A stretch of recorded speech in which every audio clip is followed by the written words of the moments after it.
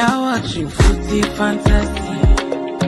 It is your steady thing go reach your football needs. Banter from rivalries, he sure you go receive. From EPL to Champions League, your eyes go see. It's Footy Fantasy. You're watching Footy Fantasy. Footy Fantasy. It is your steady thing go meet your football need. Your football need. Banter from rivalries, he sure you go receive. Sure you go receive. From EPL to Champions League, your eyes go see. Your eyes go see. It's Footy Fantasy. Footy Fantasy.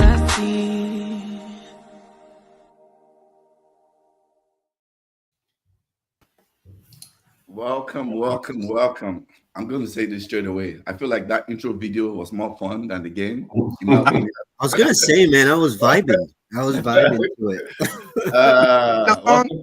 That was your own song or what? That was your own song?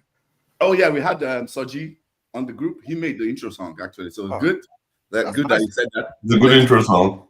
Yeah, that's dope, man. That's fire. Let's do some quick house admin. If you're watching this, let's start with that. Soji, if you like that intro song, he's a music composer. You can find him on Instagram, SJ Music, ESJ Music, YouTube. We are on 1.5K now, road to, I guess, 1.6K. Footy Fantasy, FOOTIE. Twitter is we're on 2.5K, road to 3K. Find us on Twitter, Instagram, Fantasy Foodie. Like, share, subscribe. Let's introduce our guest. We'll start with the odd man out, the humble Barca fan. Yeah. Thanks for joining us. Glad to be here, sir. I'm sure you are. You're top of the table and you're having a laugh, so I'm sure you're glad to be here.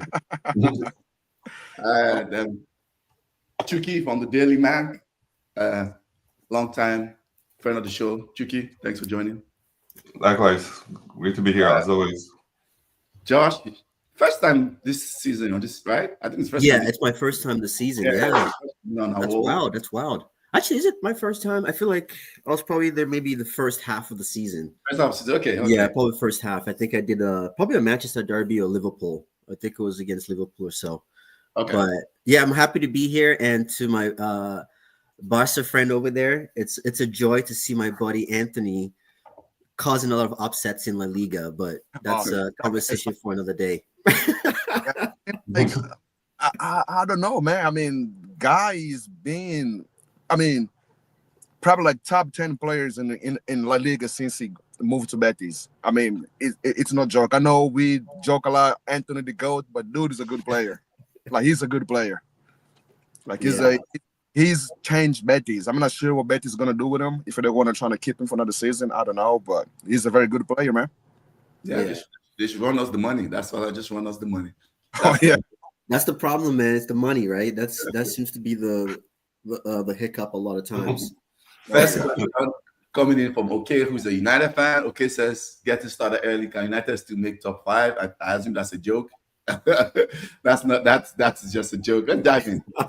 Let's dive into the game. The Manchester derby ended 0-0. I think it was very underwhelming, in my opinion. But before I say my thoughts, let's start with Chucky. What are your thoughts about the game? Yeah, it was a snore fest. I mean, I slept almost through the game. And I don't know what we were expecting, but it was very evident from the output that these are two teams that just pretty much lost. City is probably giving up mentally with their, like a high stakes player like KDB announcing that he's leaving. We know Pep now is staying. They just haven't really gotten in the groove this year. It's not. I don't think it's a resource issue. Every organization at some point vents and kind of resets, and City is going through like obviously an internal resetting. Even after KDB leaves, they'll be fine. They have enough market intelligence to get somebody in. Before KDB was David Silva, before him was somebody else, so they have a good track record of finding their place. But if you're a United fan, you have to be terrified of what's going on with the club. So if City's lost, United's in the desert, like 40 days, 40 nights, I don't even know that's going to be enough to get out of it. I don't know if there's a Moses coming through. It's United is done. They're, as far as the club playing football in the Premier League. It's not. They're not even an entity. They're basically like a social media institution. Oh my God, man! Not present in a competition, pretty much. If Everton, West Ham, and Spurs had like mid-tier to lower competition, the round of games before these round of games, United could have been easily hugging 15th, easily. Good. Yeah. Josh, maybe you have more optimistic view about You know what? Yeah, maybe I might be a little optimistic on this, like the game today. But I'm with Chuku when he talks about like the future of Manchester United. I don't know what that future is, to be honest. I don't think anyone knows what that future is going to look like. But the one thing I'll say today is today wasn't as okay. We could say it was boring in a sense because yes, we saw two teams who are at a crossroads, right? Like you said, one is going through a transition phase where they've had a tremendous amount of success in the last at least 5 to 10 seasons, right? And now they have players who are finally coming to the end of their careers, or at least to the end of their prime. In the likes of KDB, Bernardo Silva is probably going to be next in the summer. I think Gundogan is going to be gone as well. His return to City has not really worked out. So we're seeing that huge transition, and then you're seeing the new guys like your Mamouches, your Dokus, who still haven't really fit into that Pep system yet. So they're in a transitional phase, right? And then this season hasn't really. They lost their best player in Rodri. Haaland hasn't been fit, so they've been like City has just been unorganized, right? They haven't been a true like Pep team that we've seen Pep over the years. So we can see that from City. And then you sort of Manchester United, who is, to your point, they're lost in the desert trying to figure it out. The only person that seems to, and I've been one of the biggest critics of Bruno Fernandes. Today was one of the best games I've seen of him. Like he was actually trying to make things happen. He was everywhere on the pitch today. And you're seeing, it's just a very young team. I think a lot of these players came under a different manager as well, too, right? So it's a very dysfunctional team right now. But with that being said, I believe the performance today from Manchester United, which I kind of expected when we play bigger opponents, we tend to show up. And I think defensively today we were solid. We had the better chances. Like I can't remember, apart from Mamouche's shot, the shot from outside the box, I don't remember City being threatened at all. Like I don't remember being threatening. If we had better finishers, we had better decision making in the final third, this game could have easily been a 3-0 for Manchester United. Easily, at least from what I can see. So I know people might seem like it was a bore fest, maybe because people were expecting City to pin us back and we were defending for dear lives, but that didn't happen today. And unfortunately, I think it was more of a frustrating game for if you were a Manchester United fan or Manchester United player today. You're probably frustrated thinking we could have gotten something out of that. But other than that, like to your point, we play Newcastle next weekend, which Newcastle is going to be a totally different opponent, especially if Isak is fit. It's going to be a whole different opponent. So, but I think the performance today was promising. It was promising today. Okay. Before I say my comments, let's take comments. Oga Kwame says, "Hey yo, shout out Ben Vito. I think it's your first time on the show." No, it's not, right? No, you've been on. I've been before, just comment on the Classico. I mean, you invite me to the show when Barca loses. I was surprised. I was trying to stitch you up. Many times I tried to stitch you up. That's why I did that. Now Barcelona is flying. But yeah, I think you've been on like once or twice, if I remember. Yep, been on before, yeah. Ogakwame says, brother, the only Moses coming through is Victor Moses. I think that's in response to Tuki's comment. Ogakwame says, future of Manchester United is like the future of America. My God. You know what? He's not wrong. We're trying to. You know what? I love everything Jay said. It's accurate, but because something is accurate doesn't mean that it's a macro reality. To take a slice of the pie and be living from game to game to see what goes on is not really a real way. At least for the size for an institution the size of Manchester United, and with the history of Manchester, it shouldn't be a game-to-game thing. It should be what at the macro level, what is the club doing, and picking up player. We are not like a player performance per match team anymore. Like people don't understand. Like I'm here to tell everyone that's listening that if you're optimistic about Manchester United, you are probably watching it the wrong way. Right?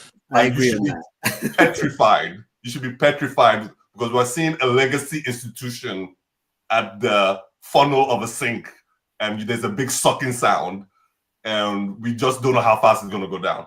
You know. Yeah.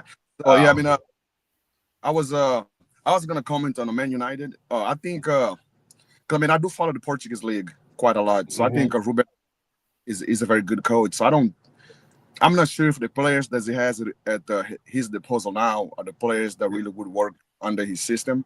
Because if you watch the way he used to play for Sporting, it's very aggressive, like, quick passing, very straightforward, like a very vertical style of game. So I think United, if they give him, like, let's see what they can bring for the next summer signings, and maybe a season or two for him to develop. Because I mean, it's such a big club as United. Like the fans are used to, like, quick results. So if you bring in a manager, we expect him to deliver quick results, like, right away. I think if United are a little patient with Ruben Amorim, I think maybe next season, let's see what the board can do for him, and bring in the players that he needs, or the players that would fit his system, and then go. And then for City, I think for City, me being a Barca fan, I think for City, I've seen a lot of similarities when Barca was dominating all those years, and the players like Piqué, Busquets, Alba, Mascherano, players were gone out of the prime, but then they had a player who could save them, Messi, which didn't save them all the time, but saved them most of the time. Because if you see Barca's league campaigns in 2016, they won. In 2018 and 19, that was a very weak team. Not a weak team in the sense that the players were bad, but the players were out of the prime. Like players like Mascherano, like I said, Busquets, Jordi Alba, even Ter Stegen, was become very shaky. So the thing with City, what they're doing now is, like Kevin De Bruyne is leaving. They're going to bring in new reinforcements. So they are rebuilding at the right time. Barca, everybody was dead. Like Suarez couldn't run to save his life. Jordi Alba was a defensive liability. Piqué, his mind was on Shakira's body. I would be too. Was he, or was it someone else's though? That's what I heard. So what City's doing now, like, like these players are living at the right time, and they can bring reinforcement and continue the process with the players they have on their prime right now. Because as good as Phil Foden is, I don't think he could be the main guy to lead a team. So he needs more pieces around him. So I think City, like De Bruyne leaving right now, it's the perfect time for him to leave. It's been for 10 years. It's contributed, and it's leaving at the right time. I hope he goes to Saudi Arabia, gets the bag, So. Do you think everything you said is applicable United? I heard this from people that are not United fans or just watch United, and they think like all the variables and all the other things that happens outside kind of applies to United. Because for United, the first good thing has to happen. It's not about whether Amorim is a genius or not. Conte and Mourinho went to Spurs. They're behind us. So it's not about bringing in great managers. Tuchel went to Chelsea, right? It's not. I think we should be now well divested from this idea that you just get a great manager, then everything kind of clicks in place. It's just not. It doesn't work that way. The first good thing needs to happen, right? And the first good thing is making your recruitment good. And United, for some reason, regardless of who is there, whether it's Ineos or whoever was there before, they just don't know how to bring players in. Like when they fix that, then my optimism door will start cracking open. For me, everything else is just nonsense. I do agree with you. It's not about a lack of money. I mean, United buys players. Yes, that's correct. They don't buy the right players to fit the system. So I think to that point, right, and kind of going what Joe is going to piggyback off is we've heard this for the last since probably Ole. We've been hearing this, right? Manager needs their players. And I've always said this. like there's only so few managers in world football that actually get their players. Like you're probably talking like a Pep Guardiola, over maybe like I don't even know who else to use. Maybe a Don Ancelotti. Oh, yeah. Mm-hmm. That's basically it.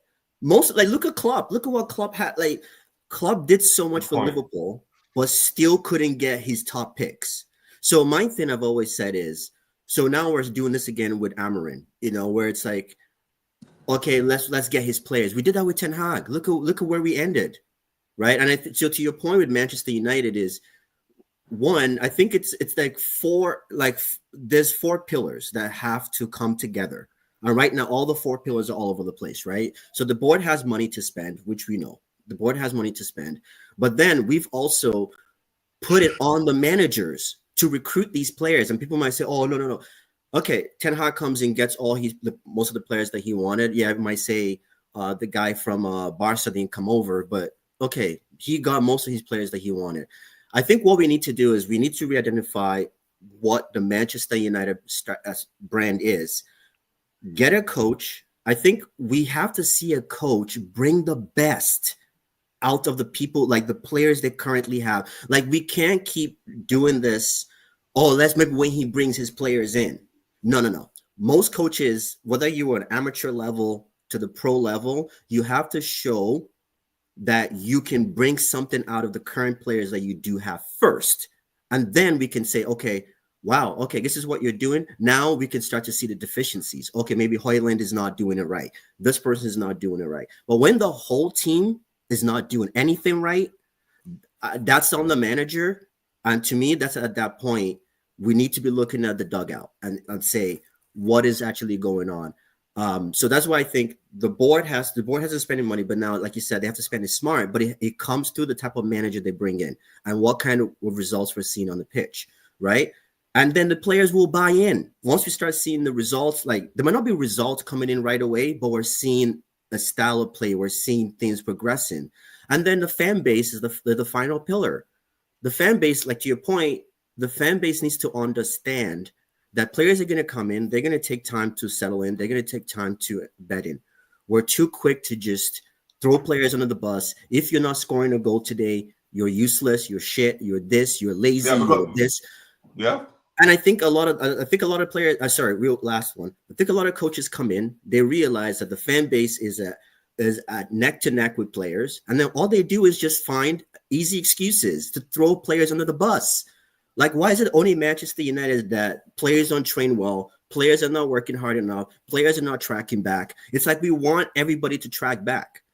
Like, it's like managers need to get out of their egos and start treating players like a team, right? So, I don't know if you saw the interview with Amarin after Elanga scored. This guy was waffling, talking about they didn't perform at Manchester, blah, blah, blah. Why is nobody performing at Manchester United? Why is nobody performing at Manchester United? That's the real question we should be asking. So that's my thing is I'm tired of trying to believe in coaches and give them 2 years to spend X millions of dollars. It's like, these are professional players. These are international players that score for their countries. They were doing well enough at their previous clubs. Why is it that when they come to Manchester United, they look a shadow of themselves? Right? Yeah, I should just use my Sunday and train with my. I didn't know Jay was going to come on. I mean, you said everything even more eloquently than I would ever put it. Oh, I mean, that is the pieces. You can take that one in the bank and you can store it and cash it. Like 100% agree. Violently agree with you. Yeah, but I mean, so going with that, I mean, I know I still think like if you bring a manager, especially like the players that Man United have. I mean, these are not bad players. These are not bad players, but I still think that not necessarily enough time to invest in the squad, but he needs enough time to implement his ideas, his tactics. For example, Barcelona last year, the same exact squad, except for we added Dani Olmo, who's injured every other game. I'm not sure if you even count him as part of the team. But the same players the Barcelona had last year. So with Xavi, who I love and respect as a player, and then we released Xavi and brought in Hansi Flick. If you told me at the beginning of the season, the Barca would be so drastically changed for the positive under Hansi Flick, I wouldn't believe it because I had lost faith on the players the Barca had last year. Exactly. So now it's like a complete different team. I mean, if you watch Barca games last year, Barca didn't play bad.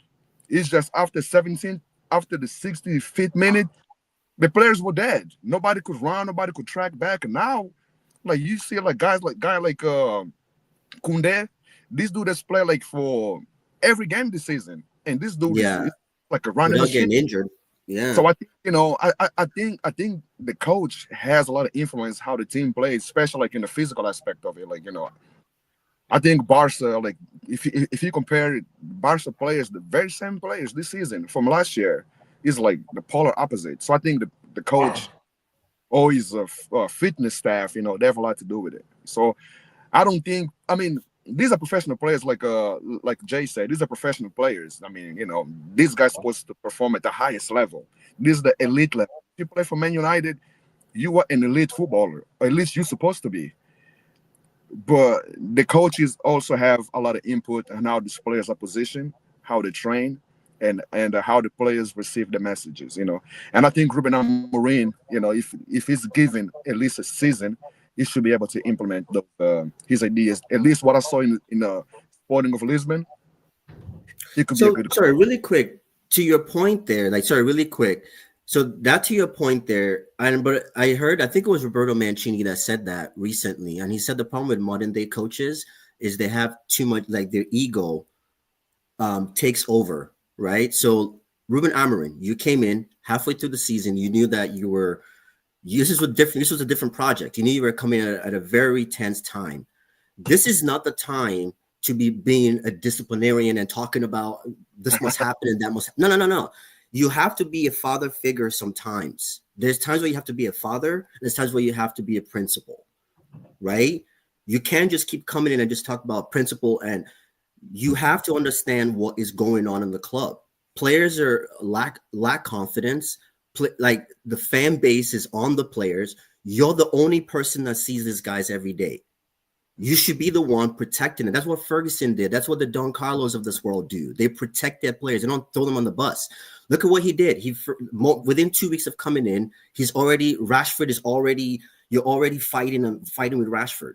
You're already fighting with Rashford, right? So this is what I'm saying is a coach can make a difference. Yes, he can implement his philosophy, but you also have to guide the ship first.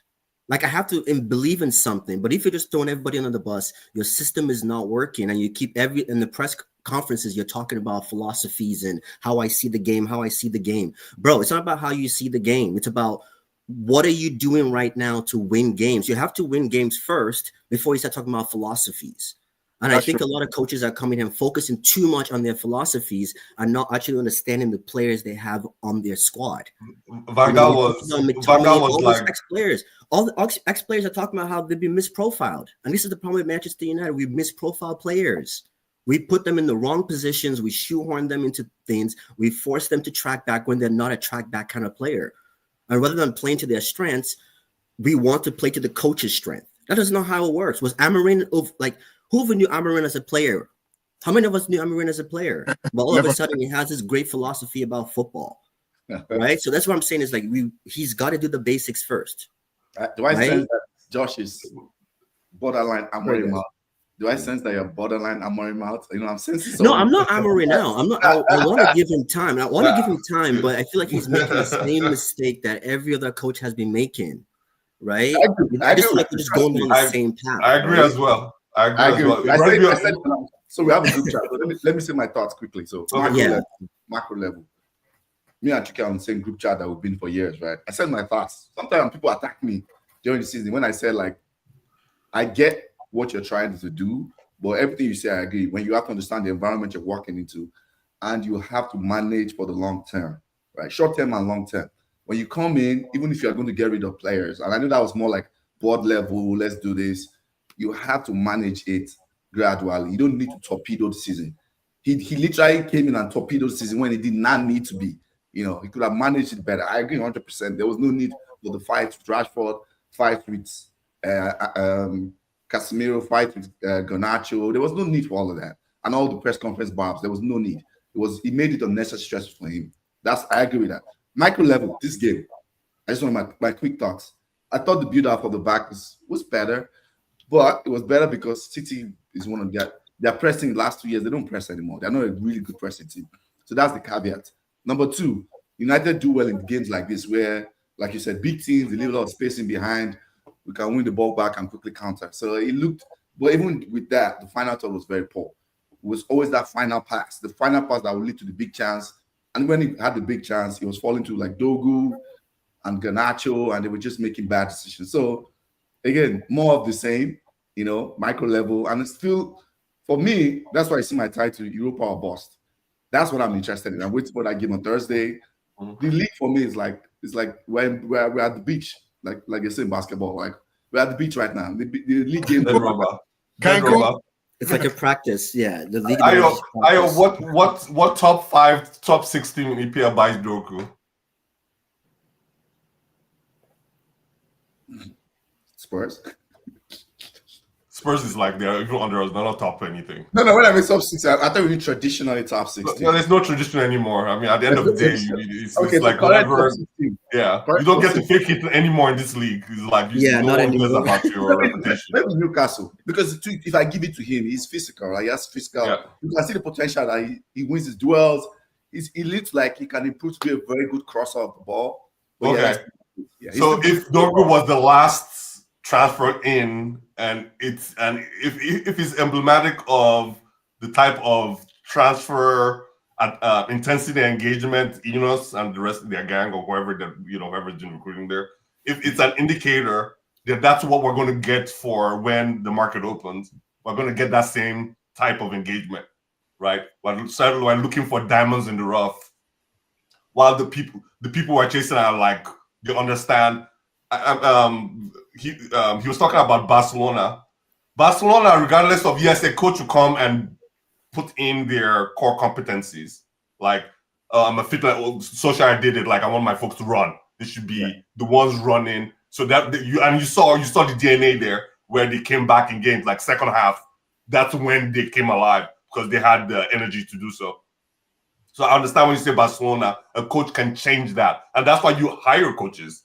And the way Jay's speaking, it looks like he sounds like someone that understands coaching. So I don't know if you've done any coaching before, but everything you said was spot on. I think the difference is for Barcelona, look at the macro level, look at what's going on Barcelona. The intelligence to get in, who's your highest goal scorer? Robert Lewandowski. Yeah? 25 goals, Lewandowski. Who's your highest assist on your team? Rafinha or Lamine?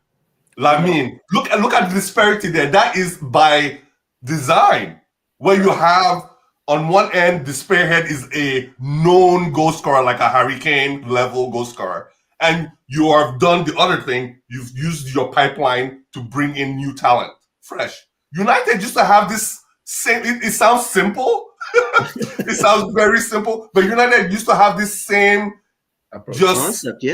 concept, like Harry Kane would have been a United back in the day. Exactly. Get a Cantona, get a Sheringham. It doesn't really matter, but get someone that their production level is traceable, trackable, reliable, and dependable, and then you get a balance of youth players from your pipeline. United is everywhere. So when I say you're talking about things like it applies to United, it doesn't, because we don't have that compounding effect. When I speak of compounding effect, the best example today is Liverpool. And Slot didn't come in as a genius who's going to win his first league at the first try. It's the compounding effects from Klopp. Not that he didn't. Slot did exactly what Jay is basically telling managers to do. Don't be here by yourself. Don't go blow everything up. Just do the things that you need to do. And that's what Slot has done. But the compounding effect for Slot is they've been doing good recruiting. They've been, not that they've never failed, but you're like the 80 to 85% success rate in getting the right people in the right place. Yeah. Right. And United is nowhere. We're like years behind. You are years behind. Let's wrap up this section and move on. Let's wrap it up.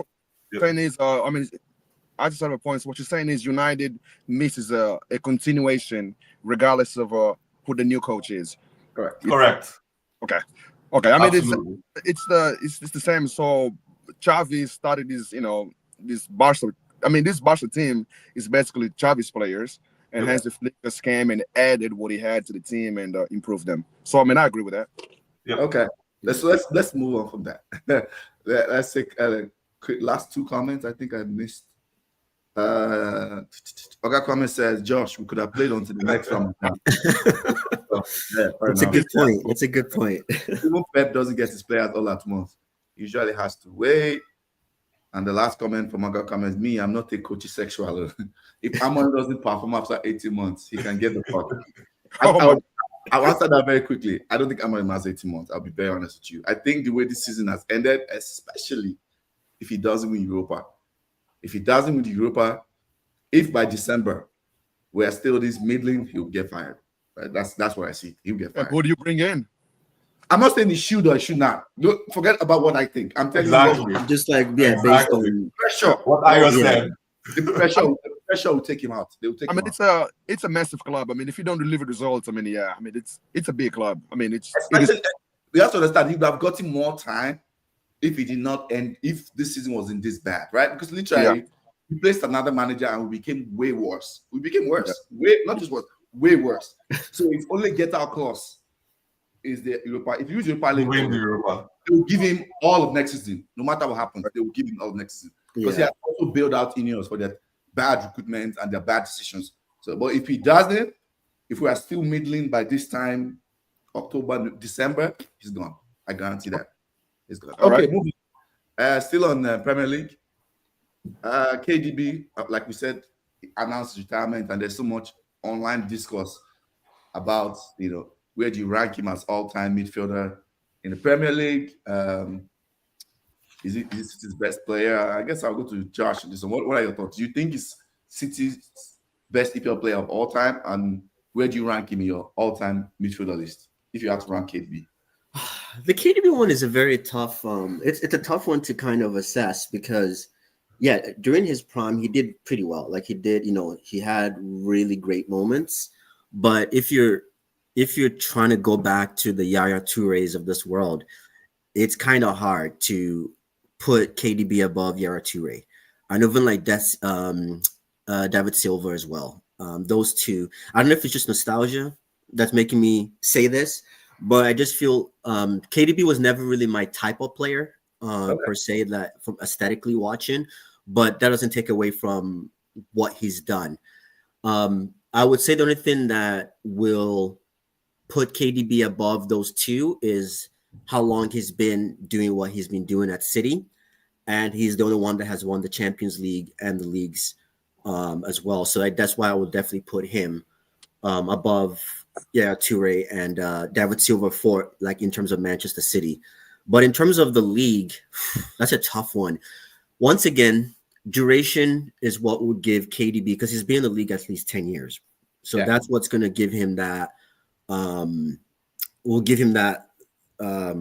Will basically set him apart from a lot of midfielders that we've seen. We've seen a lot of great midfielders, but the problem is Real Madrid, came and snatched them to, and in a very short period of time. So we never got to see them perform at the level that they could have performed at in the Premier League. So in terms of that, I will put him as a top 10 Premier League midfielder of all time. Okay. In terms of ranking, I will say bottom top 10. I'll say bottom top 10. That would be my. And for like a Man City, you say you put him what, top 3? For Man City, because it seems like you said you put Yaya Touré and Silva above. Yeah, so I will put him above Yaya Touré and David Silva, because I believe he did it for a longer period of time, and he's the only one. Okay. Yeah, that's only just because of duration, and he won the Champions League, which I think that's the holy grail, right? In terms of like legendary status. So, yeah. Okay. Let's go to the Barca fan. What are your thoughts? So, I mean, this is kind of, like Jay was saying, it's kind of rough. City doesn't have much history, so we were actually witnessing. Right? I'm not digging any. I'm not trying to make fun of them. I think the first player that Man City signed that I'm like, when Silva left Valencia, to go to Man City. I'm like, what is Silva doing? He could have gone to Barcelona. He could have gone to Real Madrid. Or could have gone to United or Milan at the time was a good team, but he chose to Man City. So I think, Silva set the foundation for, the Man City that we know now. But, I mean, I think KDB can, and he has a good case to be considered as the best Man City player of all time. Although I love Aguero, he's a Messi good friend, a World Cup winner. No, he didn't win the World Cup with Messi, but I love Aguero. I do love David Silva, Yaya Touré. But like Jay was saying, just for just his whole career in Man City and in the league, it's been over 10 years now. And, he led the City to the Champions League final, and they finally won it. I think that gives him the edge as the best Man City player of all time. As far as the best Premier midfielder of all time, I don't like United. But there's one player that I think is the most underrated, along with Rivaldo. I think this player I'm about to mention is the most underrated player of all time. It's Paul Scholes. Yeah, Paul Scholes. I'm not sure. Maybe because he's not in the media a lot, or because he doesn't talk much. He just doesn't seem like he's in these conversations. I remember maybe in the early 2000s, they'd ask Zidane, "How do you feel about being the best midfielder in the world?" He said, "I don't know. Ask Paul Scholes." Yeah. There was an interview Xavi was doing back in the days when Xavi was still in his prime. Actually, they were asking how to be the perfect midfielder because Xavi in his prime was, the poster boy of a midfielder, and it was saying no, like in La Masia, we studied Paul Scholes a lot. And we actually have videos of Paul Scholes how a central midfielder should play. So I think, in my opinion, maybe just nostalgia. I think Paul Scholes is the best midfielder of all time in England, in Premier League. And then with that comes the Lampards and the Stevie Gerrards. Although Steven Gerrard's, this is kind of against him. He never won the Premier League. So, it's kind of, pick and choose for Steven Gerrard. But I think I would say, I don't know, man, top 5, in my opinion. At least the ones that I've seen, right? The ones that I've seen, because I haven't seen every midfielder in the Premier League. I think Kevin De Bruyne, he has a good case just for his accomplishments and goals and assists, his contribution for Man City and the guy in the Man City team to win those leagues. And I think top 5 should be a good position for him. I'm not sure where exactly ranks in top 5, but I think top 5 should be a good argument for him. Okay, I like it. Chucky, what are your thoughts? Yeah, I know Scholes is like the indie pick. A lot of people like doing it. It's like a folklore at this point. I think the facts don't kind of align with the idea that he's the best. He's a good player, and that speaks to how incredible the story of United was. I mean, that will never be replicated. Yeah, it has to be Giggs. It's Ryan Giggs. If everyone was wondering what the answer was, it's Ryan Giggs. Yeah. Ryan Giggs might even be the best in the PL period, right? But Giggs I'll talk more about that later. So, what did you say? No, was the Giggs more like a winger instead of like a midfielder? Well, it's a big winger. Just midfielders, I would say. I know nowadays in the modern game, wingers are now strikers. Yeah, he's just another type. He's a more attacking midfielder. But let's talk about that. KDB has 2 problems. One, he's Belgian. The second thing is he's a central midfielder, right? So Belgian players just traditionally, they don't have that pizzazz. If they're perfume or a cologne, it's good for the first time you applied. By the time you go out, no one notices anymore. It's just who's their best player? Hazard. Hazard was like a hell of a player, wasn't he? But but when you think of him, you're like, you're not really, you're not talking with your mates about Hazard, right? That's just the way Belgium is just. I don't know if they swap that flag with the Netherlands or with Spain or with Italy. Oh my God, KDB now he's in Mount Olympus, right? Yeah. And the second thing is positioning when he plays. Just being that center. Sometimes he goes wide for City, but traditionally he's more in that center. The heat map.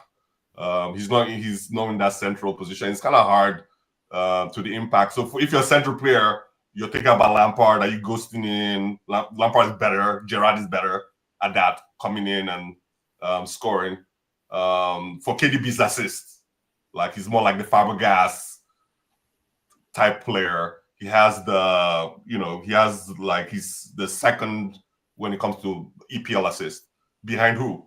Ryan Giggs. Ryan Giggs has 162, and KDB has 118. And he's about to quit, so he's never even smelled Ryan Giggs.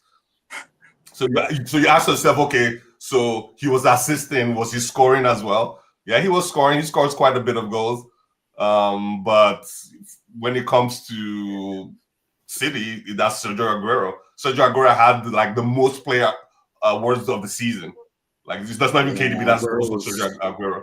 Yeah, right? Aguero was something else. Aguero was the he's a machine, and and that's Aguero's reason why I start souring against Ferguson. Ferguson, when Aguero, I think Chelsea was going to get him. He was in that value for market nonsense. He started coming out at the end, and then City, instead of Chelsea getting him, City got him, and that was the end. That was the end of literally United being what they were. Okay, so for City, KDB is probably the best midfielder for all the reasons you said. Yeah. But I don't think he's the best City player. I think the best City player probably is Aguero, then maybe Silva, then maybe KDB, right? I don't want to cut you off, but just on the pure football instinct, Aguero is a better player. But for City, I think Kevin De Bruyne contributed more to City history than Aguero. I think I'm not sure if we comparing who's the better player. I think Aguero had more clutch moments. Who, Aguero? Correct. Like when you think about KDB, like he scored a lot of goals for them, but I don't think if you ask a Man City fan, what was that moment that KDB gave you? Most people would tell you that versus QPR, their first league win, that's still living like rent free in my head. Because I remember that game. That game like the back of my hand. I can never nightmarish game. And by the way, KDB has only scored 17 goals in the EPL. 7-0. 7-0 goals is not a lot in the EPL. That Aguero goal changed the whole City's history. I mean, if they don't win there, then the City, I'm not sure if they could have win again. I mean, it's just there's those moments where it just changes everything, changes the whole day. Like the Sergio Ramos against Atletico Madrid in the final, where Madrid, the header. Madrid was like 12 years without winning it. That moment changed the whole thing, and now they keep just winning it. I think. I mean, Aguero. I mean, it's a tricky question, man. I would say Aguero is the most important player in Man City history, just for the moment, just for that one moment. But Kevin De Bruyne.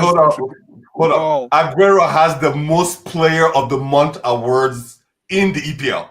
Not just for City, in the EPL. Right? Yeah, I didn't know that. I didn't. Okay, so let me just finish to run through the numbers for KDB. He has the most PL assists in the season. So that's his thing. Right, and that was about what? That was tied. Was it like three awards? He's tied for most PL assists in a season with Henry at 20. 20. Right, so he doesn't even eclipse someone there. I heard one was like Henry played. For the most PL scoring, the most PL season is Giggs. He did it 21 times consecutively. Right. 21 times. The most PL winners medals is Giggs as well. So when it comes to EPL midfielders, the issue with KDB is that he's a central midfielder.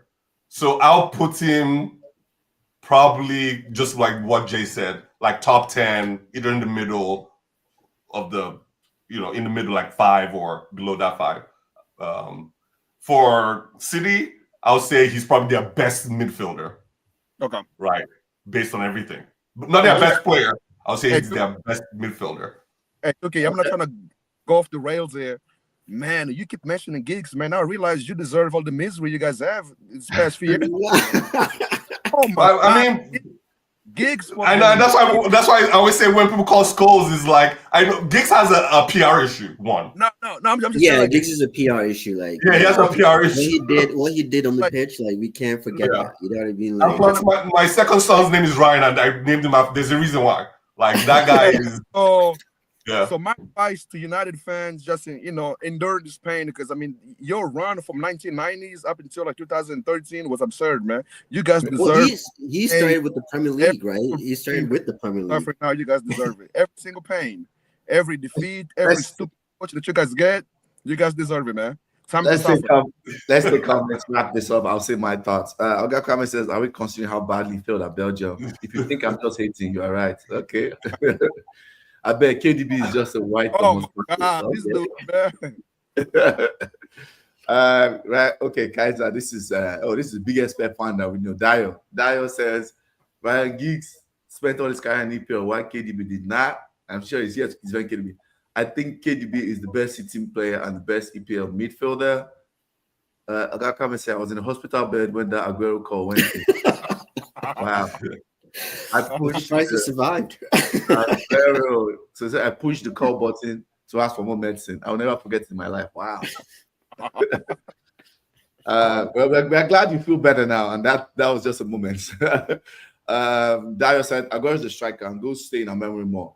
Same way Drogba's moments stick to us more than Lampard's, despite Drogba having many mediocre scores. That's a good point. Yeah. In my opinion, I think KDB, EPL wise, I rank him top 3 midfielders. I really, really like KDB. I liked him from the first moment he came and started playing for City. The 15-16 season, I was like, wow, this guy is going to change something if they figure it out. I think why I put him as top 3 is KDB was so impactful. He was so impactful in games, in big games against small teams. Like I think he has the highest amount of goals in recent seasons against the top 5, top 6 in the Premier League. KDB does. He's always he shows up in the big games, and that's one thing I love about KDB. And the fact that before he started getting all these injuries the last 2-3 years, KDB was very, very athletic. Like he could run with the ball, he could track back. I know you don't like track back, Josh. No, pass with both legs. He could shoot from everywhere. He had long passing, short passing. I think it was amazing. And I was always jealous that City had him and we did not, So that's just my opinion. And he was consistent, I think. I think KDB was very, very consistent, season in, season out. Because, people always used to say, oh, look at the amount of players that they had in City, the riches. And how was the season, was it last season? Yeah, last season. When it looked like it was tilting, the title was tilting towards Arsenal. And he came back end of January, February, and he kickstarted their season. And it's just started winning games. So, like, KDB, I think, in my opinion, top 3 midfielders of all time. I think the other people I'll put there. All time or just in the Premier League? In Premier League, sorry. I'm in Premier League. Yeah, it's all time. La Liga will be turning. I'm not that crazy right now. Premier League, I'm not that crazy. And I think the other people I put in my Mount Rushmore for Premier League. I put Lampard because I think goals change game. People want to say scoring goals, 20 goals, averaging that he did. That's crazy. Like, we can say whatever we want to say. Goals is the most important currency in soccer and football. So Lampard is there. And I think the third person, despite being a United fan, in my opinion, I think Gerrard. Gerrard was crazy, man.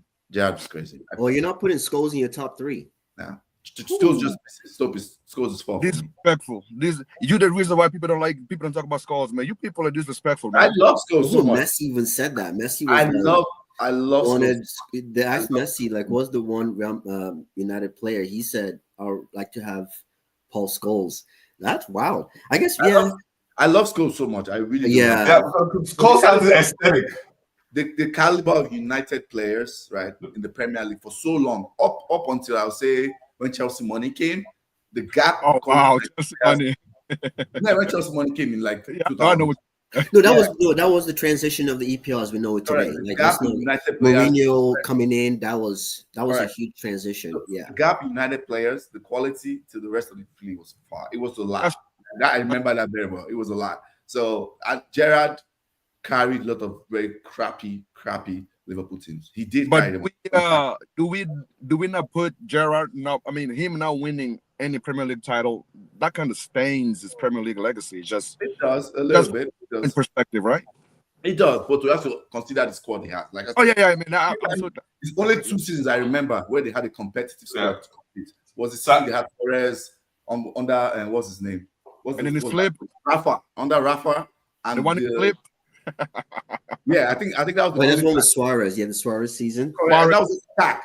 Everything else was mid. It was just the attack that was really good. Yeah, I think you have to balance all the time. You have to balance trophy logic and production. Correct. Yeah, exactly. Trophy and production. Right. Yeah, because we can say he didn't win the Premier League, but what he did against AC Milan in that finals that they won, it's like like he could have done in the Premier League if, like you said, he had the right team around him and the right timing, right? So so I'll never take that away from Steven Gerrard.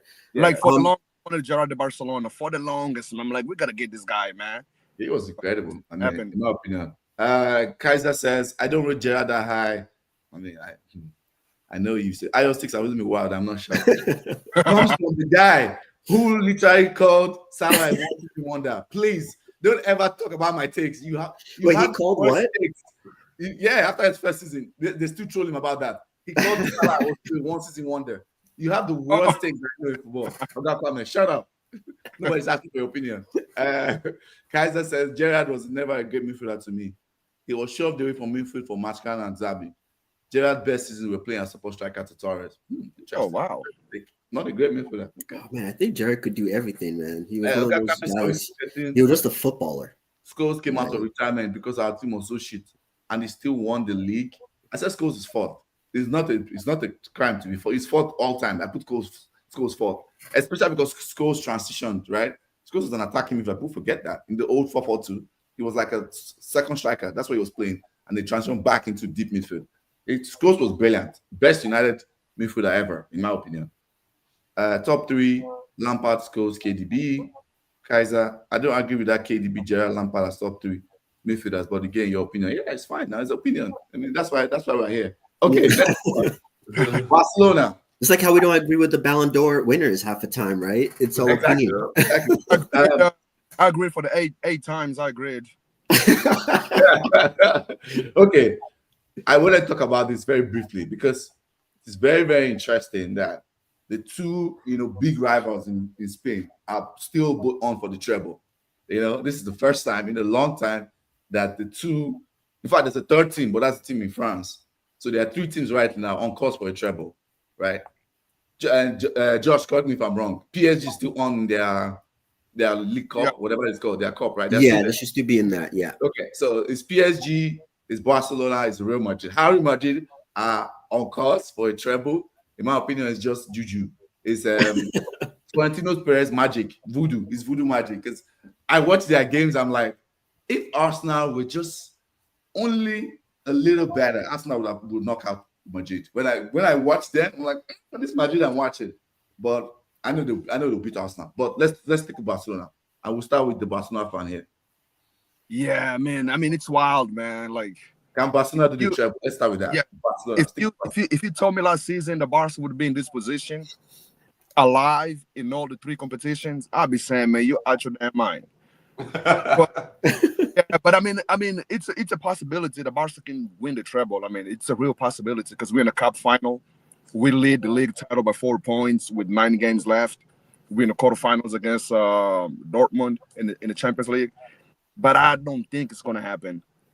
I mean, I want it to happen, but I don't think it's going to happen. It's just, because besides Lewandowski and Ter Stegen, I don't think we have players in that squad that have been in those big moments.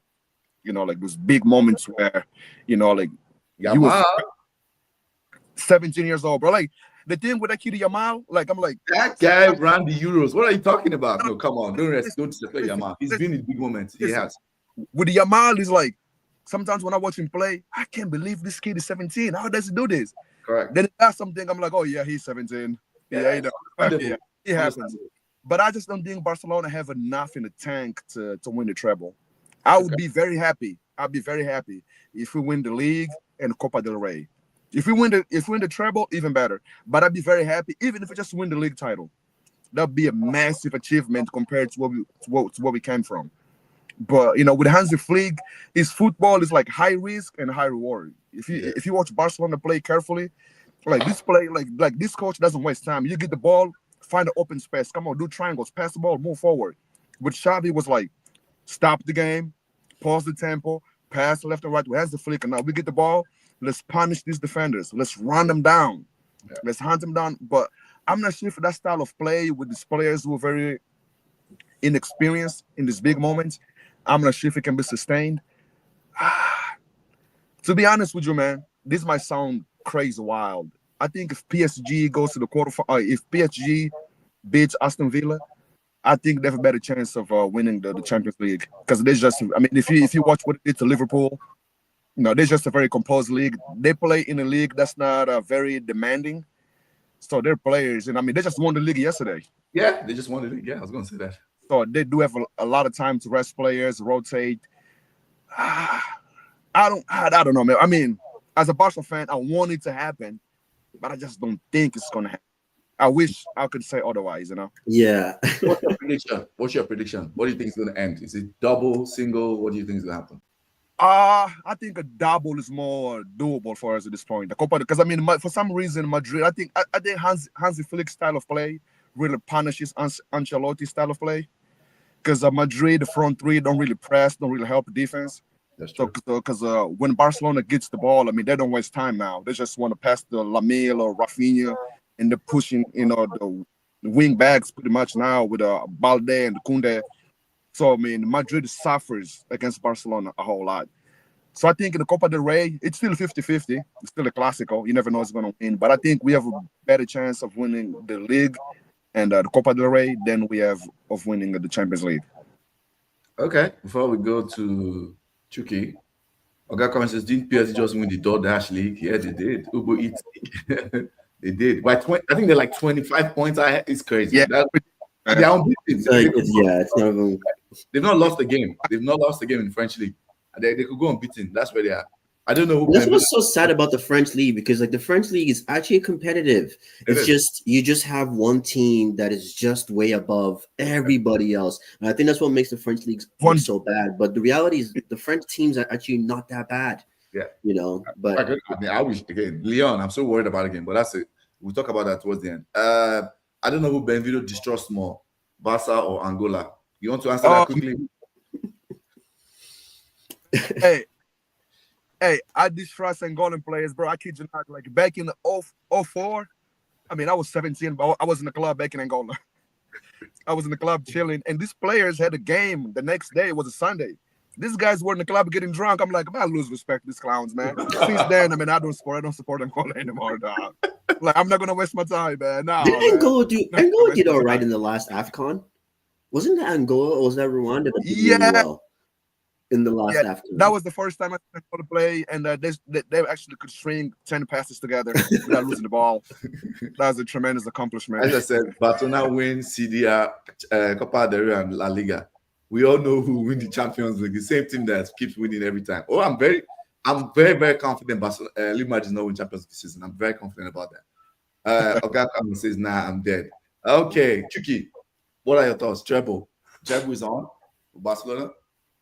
I think I prefer none of them win the treble. I said maybe PSG could. I think it's time to break the dichotomy of this Real Madrid Barca rivalry that they've forced the globe to live through. I know. Like we just need an soap opera all together. Like I'm tired of the same characters. I love Ancelotti. I think Jay talked about Ancelotti. Maybe it's Benvino that talked about Ancelotti, but Ancelotti for me is the last vestige of common sense management, right? Without ego, like just dealing with resources, dealing with people where they are, right? And not trying to force an overarching story, not to have like a character. Like all these managers, they're like strippers, man. They have their name, they have their schedule, they have their routine, and they don't break the routine. When Crystal's on stage, she's gonna have the same freaking routine. So it's like, what? Oh my God. And they're married to it. You know, Pep is married to Pep. Yep. You know, Brady's like, I'm Pep. I'm coming. We're gonna, you know, do half spaces and like nothing exists out of my structure. Like I get that shit out of here, right? I like managers that treat the game as an organic entity. Like, you know, I will play the game based on the players I have. I'll look at them. I'll go try to get to know them, and you know, I'll meet them where they are. I prefer that. I'm not saying that it's better. I'm just saying, you know, I don't have time for the rest. So I love Ancelotti is what I was going to. And somehow, like Iro says, like the number of hyenas they have buried under the UCL crest. Man. Like, I don't know. It's like that competition, they really think it's their own. They think it's their competition. You know, it's like it's their inter-house sports. Like we're gonna win. It is. I agree. You know, Yes, what I would love to see is for PSG to just break the story. Just break the story. Like the Aguero. Just change the trajectory of history for us. Because we're tired of seeing the same paying for the same outcome, right? So no. But for Barcelona, I think Barcelona, I love what's going on in Barcelona. I think it's good that you're skeptical. But if it's working, just keep on doing what's working. Oh, You yeah. know, he has the flick. If it's working and he has the balance, and we were talking about players and managers and recruiting, it's not the right players in the right roles. It's the right players that create the right balance, right? Real Madrid, I'm not gonna lie, they don't look like a team that has the right balance. You're right. There are too many chieftains in the, you know, there are too many chiefs that don't want to run. Yeah, I mean, that's not the right balance. And they also lost Carvajal, which is the heart and soul of the team. This is true. Yeah. You watch Real Madrid season, especially in the league, like Ayo was saying, like if Arsenal are clinical, they can beat Real Madrid. Because if you watch Real Madrid in the league, I mean, they concede so many chances. But then we're talking about teams in the league, you know. Wait, you said if Arsenal are clinical with Havertz, or is that an Arsenal you're talking about? Like, Havertz is injured. I mean, they would love Havertz right With now. Gabriel injured, I don't know, man. Like, they've lost their like. Look, I watched Madrid game yesterday versus Valencia. Yeah, they lost. Horrible display. Yeah. But when the Champions League anthem sings, these guys become like Congolese voodoo artists. Like they just, you know, so I don't know. But I mean, but Madrid will concede a lot of chances. I'm not sure if you guys have watched Madrid games, even in Champions League. They will concede a lot of chances. But the thing with Madrid is they'll give you 5 chances to score against them. But they only need 1. Yeah. And they'll break you mentally. I mean, that's just how they are. They'll break you mentally. After they score 1 goal, they just keep pushing, and you know. We'll talk about that at the end of the quarterfinal prediction for Champions League. Josh, quickly, thoughts on Barcelona and the treble? Yeah, obviously, the treble is always that's always difficult, right? Even we've seen Manchester City at their best crumble on the treble. They eventually won the treble, but you know, it took a lot to win the treble, right? So I don't think either. I think PSG, the Trigger's point, is probably the most likely team to win the treble. I think Barcelona is going to have to, like to your point, they're a good team, but they're not good enough to like be fantastic in the Clasico, in the cup finals, and then also meet Madrid in the Champions League final. If they do meet Madrid in the Champions League final, I think it would just be too much. I think it might be too much for them to handle. So that's why I would say I think Real Madrid is still the team to beat in the Champions League. And to your point, it's funny, I had that conversation with my brother and his friend. And also, we also have a Barcelona buddy in that group chat. And I said to them, because they're Real Madrid and Arsenal fans, and I said to them, this makes sense why Real Madrid struggles in the league. Because Real Madrid they will have 20 chances, but it's like each person wants to score. I see every time Vini gets the ball, he's thinking shoot. Mbappe gets the ball, he's thinking shoot. Who else is there? Bellingham is driving in, he wants to shoot. And I've always said this is why I think Rodrigo is the balance that in that forward 3, Rodrigo is the balance because he's the only person that's not thinking shoot at sight. Right. So I think, and I feel this is why Real Madrid struggles in the league But the difference in the Champions League is you're playing big teams, and when you play big teams, they open up, right? So on that, I think this is where Real Madrid, this is where Real Madrid, they play their best. They're not necessarily great at low blocks, not because they can't break down low blocks, it's just because they're just selfish with it. They just want to, because when you play low blocks, you got to move the ball better. You got to move the ball quicker. But that's not their game. They want to do flicks and, take on 3 defenders at the same time. So that's why I believe they struggle in the league. But Champions League is still their bread and butter, and vice versa. I think Barcelona's style of football fits the league better. I know on the flick they're more direct, they're more open, but they play more as a team, right? So it's going to be very difficult. I think it's going to be a fun end to the season, but I think Real Madrid still has it in the bag. But it would be nice to see a PSG Real Madrid final if that's how the brackets work. I think that would be a good final to see. I think if they both advance to the next round, meet in the semifinal. Oh, they'll meet in the semifinals? Okay. They both advance to the semifinal, yeah. Oh, okay. That's how the brackets are. Yes. Let's take comments and just wrap this up and move to the last section. Hey, yo, I saw Crystal last night, bro. That analogy is one of the craziest analogy I've heard in a long time. Henry says, gentlemen, welcome, Henry. Okay, let's go to champion. So this one is predictions. We don't need to talk about why or when. This was a predictions. We just do quick roundtable predictions and end with Kudos Donkey. Let me start with Benvido. Let's start with Arsenal Madrid. Who do you think goes through? And if you want to throw in scoreline, you can. If you want to, you don't have to. My heart says, I say my heart not because I'm an Arsenal fan, because I just don't like Madrid. But my heart says Arsenal. My mind says Madrid. So Madrid will probably win because my mind is usually right and my heart is wrong. So Madrid wins that one. Okay, and let's do that. We'll come back. Let's do one by one. We'll come back. We'll come back to you. Okay. Chucky. So which one is this? Arsenal, Real Madrid. Who goes through?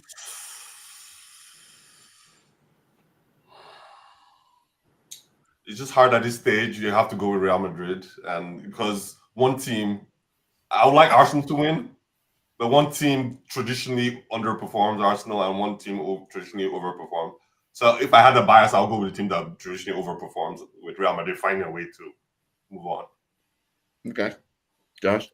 Yeah, I gotta say Madrid on this one. Like, if this was the Arsenal of last season, where they had their players fit, and they were going, they were playing, because Arsenal has been playing good football, right? They've just the final hurdle, they just can't get to that final hurdle.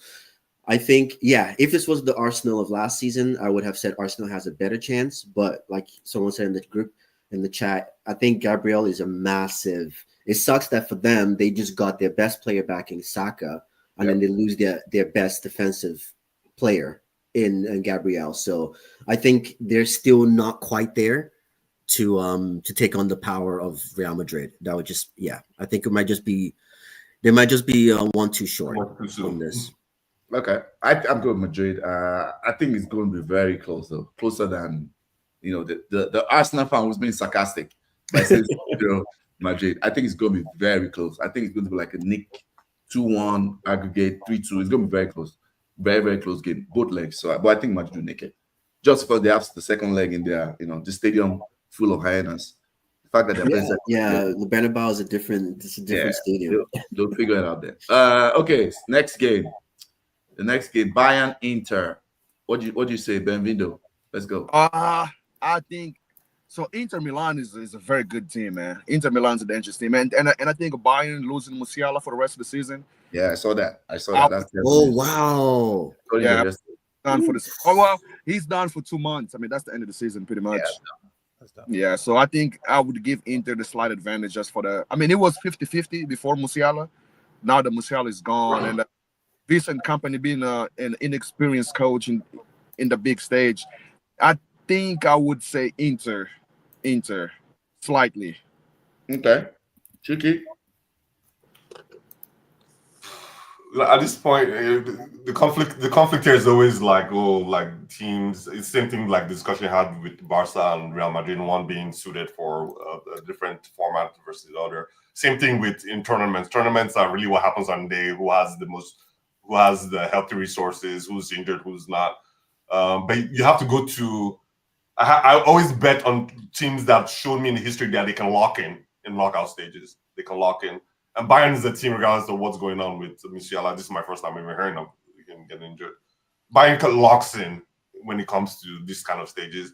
And Inter, even though they were strong in the league, they have like 19 points, like tied with Arsenal, like, they're second, basically. I would bet on Bayern doing it because of this stage we're in. Okay, Josh. Oh yeah, I'm next. That's actually a tricky fixture too, because Inter Milan, they have an experienced team and they've been together for quite some time. And then you look at Munich, they also have quite a few experienced players as well too that have been in the big stage. So, but I would say the only difference with Inter Milan, I think they don't have as many goals in them as like a Munich would. So this is where I think Munich will nick it. Munich will go through. I think it's going to be a lower scoring tie, but I think Munich will just nick it. Because I think they're very similar to Real Madrid, where the Champions League, they take the Champions League seriously as well. So yeah, I'll give that to Munich. Okay. Yeah, I think Inter will nick it. That Musiala injury is a big blow.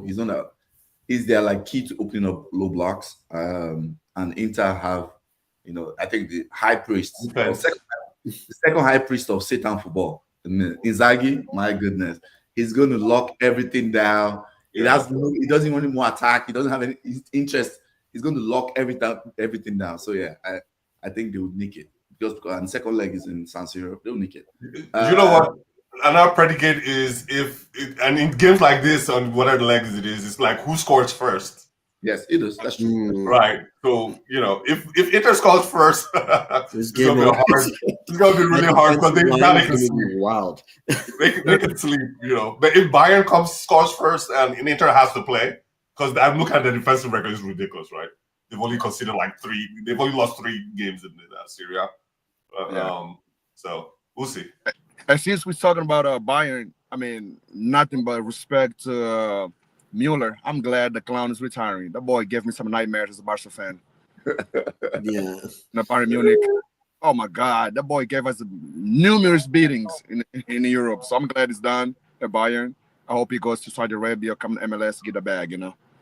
Okay, since we're with you, Barcelona, Dortmund. So this is also kind of Barcelona has been a better team than Dortmund. But Barcelona for the past 10 years have not done well in Europe. But I still would pick Barcelona just for the current form and the season that we're having. I'll pick Barcelona to go through, but I wouldn't be surprised if we lose either. But I'll pick Barcelona to go through next stage. Okay. Just for the present time we're living right now, like Dortmund is struggling in the league and Barcelona is, it's going neck to neck against Madrid and just having a better season overall than Dortmund. So I'm picking Barcelona just for the present season. Although we have struggled for the past 10 years, This is the season we go to the semifinal, hopefully. Okay, Chiki. Yeah, I always say that when PSG and Dortmund exit the tournament, that's when the tournament is usually beginning. Oh my God! But PSG is now grown up. Dortmund is they are so disappointing at the worst time ever. Like they remind me of your team, Arsenal's. Like when it is time to rise, all they know how to do is fall. It's like, so I don't think. I mean, if they get out of this quarterfinal, it would be so impressive to me. So impressive. I pick Barcelona. And it would be disappointing to me. I probably quit the forum, probably quit the social media, everything. You guys never Let me come before the comments disappear. Henry first says 6-0 to Madrid, sarcasm. That Gabriel injury solidified it. Okay. He said it would not be close. Okay. Although this is a vulnerable Madrid team. Oga comment said, did anyone see the Thuram goal yesterday? That guy is dead food. Black Hoyland. Wow. I think Thuram is better than Hoyland. Nah. I think it's far better than Haaland, in my opinion. Agwakame says, even his father refused to celebrate the goal in his apartment. At least he's scoring. Upamecano, Alphonso Davies. So Kaiser, of course, is a Bayern fan. Upamecano, Musiala Nira. Okay. Wow, I didn't know that. I didn't know that. But yeah, Alphonso Davies got injured international break. Canada versus, I think, who did they play? The States, I think, or so, in Mexico. Yeah. But why have a lot of depth though? So I mean, and it's also about mentalities. It's the verses between we normally win versus we should win. Correct. Inter is in we should win, and Bayern is coming with confidence that hey, we normally win. So correct. Yeah. Good point. Kaiser says, I think Marcos Thuram will be very influential with his power. Benvido, Barcelona will pay for it. Inter, Barcelona, Madrid, and Aston Villa. Emery and Asensio took his revenge. What? That's true. Ex PSG. Josh, Barca, Dortmund. I'm going for Barca on that one. I think that's just going to be one of those traditional nights where the traditional team just wins it like that. Because Dortmund hasn't improved from. They haven't really improved from last season. They had a really great season last season, but I think, this would be it for them. Yeah. I mean, people know me well know me that Dortmund is my second team, but yeah, they're not doing anything. Barcelona, I think Barcelona in one of the games, Barcelona is going to rip them apart. I don't know which leg, but the last one quickly: PSG, Aston Villa. Benvido, what are your thoughts? Who goes through? PSG. Okay. I mean, PSG. I think Aston Villa has. I would like to Aston Villa beat PSG, but I don't think it's gonna happen. I think PSG wins it. It's just too much firepower. Dembele is playing out of his damn mind. I wish he played half as good as this when he was with Barcelona, the damn clown. But he's good, and the Portuguese dude Vitinha, that's one hell of a player, man. Dude is this guy out for a minute. Yeah. Dude is a bulldog. Like, he steals every single ball that comes across him. And then the Portuguese wingback Mendes. Yeah, I mean, the only reason Portugal won't win the World Cup next year is because of Cristiano. I'm just joking. Yeah, but I think PSG. No, Portugal is like Belgium, man. They don't have the stardust. Yeah, PSG takes it. They just don't have it. The Arab money will take it. PSG takes it. Okay, Tricky. Yeah, I'll make it short. I think PSG. Aston Villa could make a story, like the story of the freaking year, but they won't. I mean, it would be a great story. Rashford being there, Asensio being there, like second man, people trying to get their second wind in a different team with a manager that's giving them the opportunity to display excellence. That'll be a great story. The great stories are not for 2025.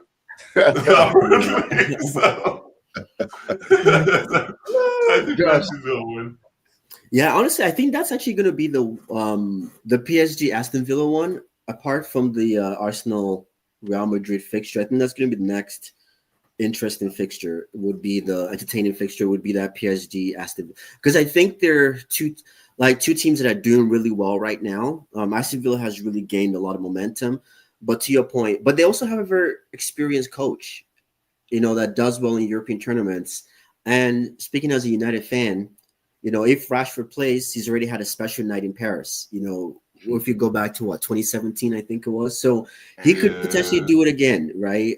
There's a lot riding on that game for his career, everything. So I think there's a lot of players at Aston Villa that want to, like Chukwuka has said as well, they want to prove themselves, and they've been given an opportunity to play in the Champions League. So I think that's going to be a really, really good game.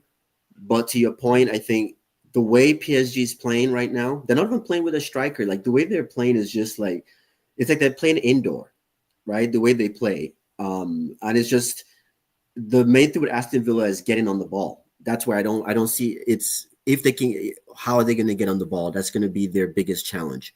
But I think PSG will pull through just based on experience. Yeah. That'll be my take on it. I mean, PSG is facing the high. I said this is the chief high priest of haram football. Unai Emery, the chief, like, nobody comes close to Unai Emery when it comes to setting up for haram football. But this PSG, I picked them from the group stages now as my dark horses for the Champions League, and I think they're going to win it this year.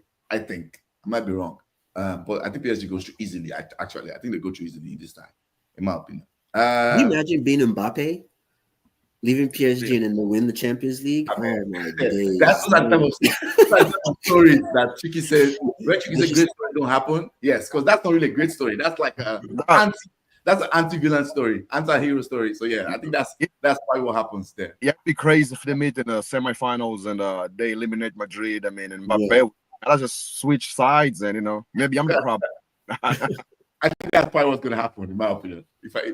Okay, we've gone on for over an hour 20. Kudos and Donkey, real quick. Who wants to go first? Kudos. I'll go first, man. Kudos to Hansi Flick. If Barca ends up not winning anything this season, but I think he's established foundation that we can build on for the next season. I mean, I think this season we might win a trophy. La Liga most likely because we got 4 points ahead with 9 games left. But even if we don't win anything, I think he established a good foundation where we can build on and start like being the Barca that I grew up with. Barca that won every damn thing. So, and the Hansi Flick has changed Barca's fans' lives, like sporting-wise, Like last season, when it's Friday, god damn it, I gotta watch Barca, man. I start stressing out. This season, I actually look forward to it. Win or lose, win or lose. I look forward because I know the team is gonna compete. The boys are gonna run. They're gonna try their very best. If you win, great. If you lose, well, it's part of the game. Donkey of the day, I have to go to La Liga officials, man. When I say official, it's not just the referees, like every damn thing. There's no reason why. I mean, I think La Liga is a dying product. La Liga is a dying product. I mean, for the past, when Ronaldo and Messi were there, and then, both teams, Barca, Madrid, and to some extent, Atletico, had a bunch of superstars, and the rest of the 17 teams were just below average. But in the league with prime Messi and prime Cristiano, Benzema, Xavi, Iniesta, I mean, of course, it's going to attract a lot of attention because, that's where the biggest superstars play. But nowadays, it just seems like a dying product.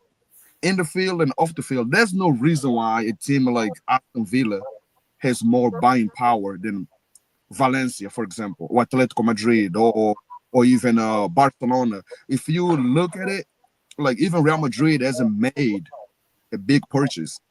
All the players come in for free.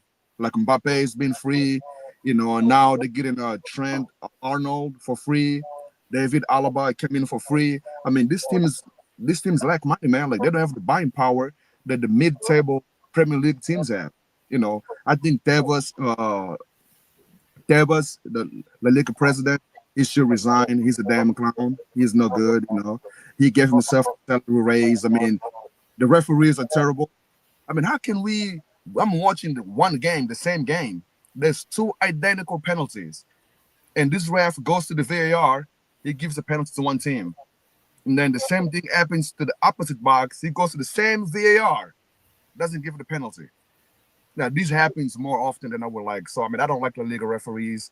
I know you Premier League fans think the Premier League referees are bad. Yeah, try being a La Liga fan, man. These guys are horrible. I'm not sure. If they have the referees the second job. I just don't like La Liga referees and the officials altogether. So they get a donkey of the decade. Okay, Josh, you want to go quickly?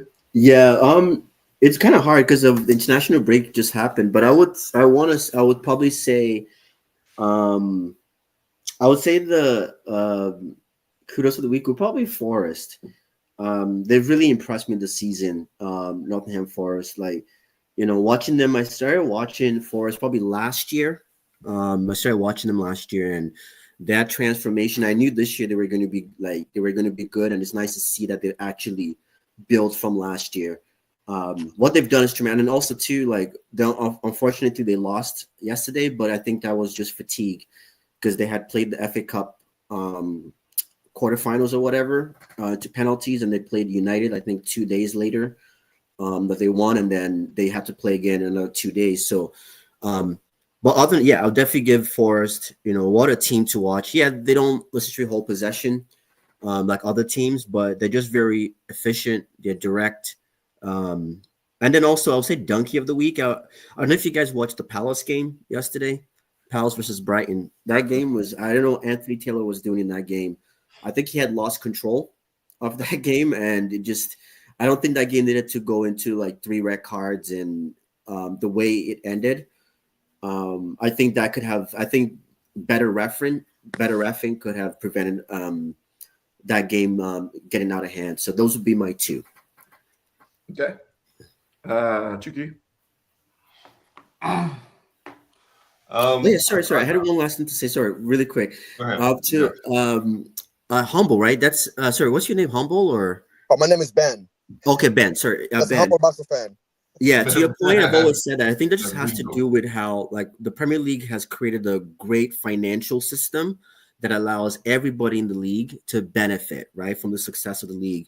And I think that's something that La Liga, over in Bundesliga, all these leagues have failed to do that, right? Especially La Liga, Spanish is probably the second most spoken language after English.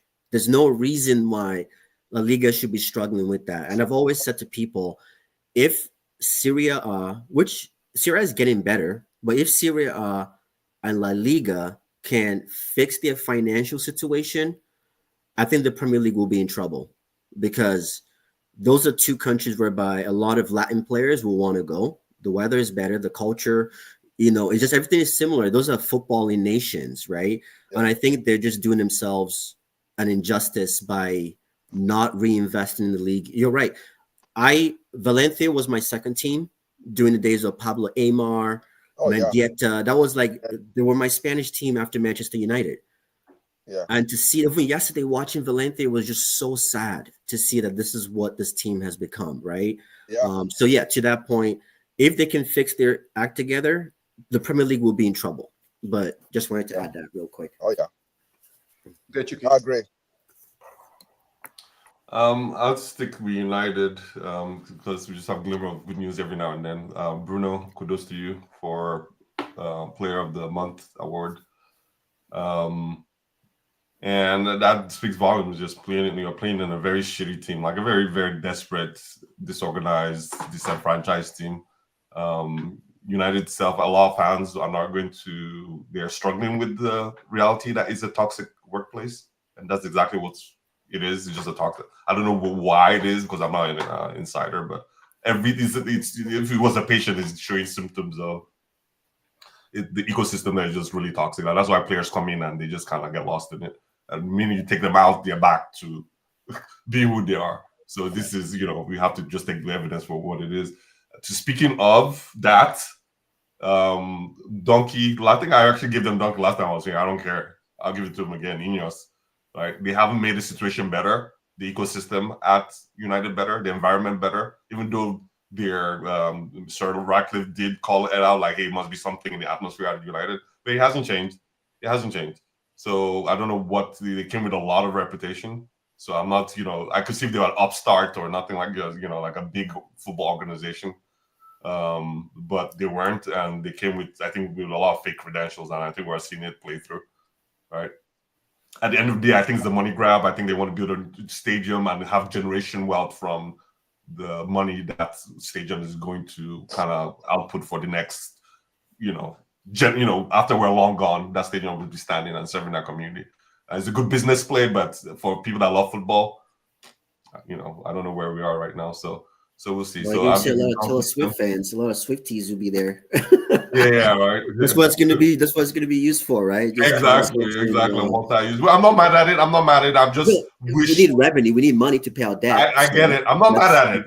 I'm not mad at it. What I'm mad is that somehow the football is not taking a priority like other clubs are. We can have both. Why do we have to always settle for just the finance part of it, or commercial side of it? Right. Yeah. Okay. Yeah. Last point I'll make is rich people get rich because they don't spend money. Poor people spend money. So Real Madrid, their success buys them what they have. Where players want to come, they don't have to entice you. You want to come.